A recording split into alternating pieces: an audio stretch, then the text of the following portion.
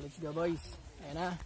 Tuloy tayo guys kasi hindi na masyadong init guys kasi lumubog na yung araw. Medyo malapit na ano. Ayan na. Tuloy kami na maglinis sa aming plaza. Dito yung dating pistahan guys.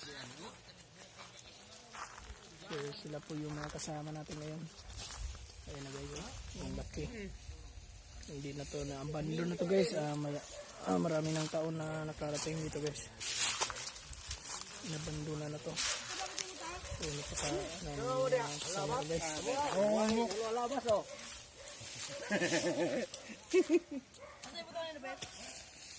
Basig kay patong rin din eh.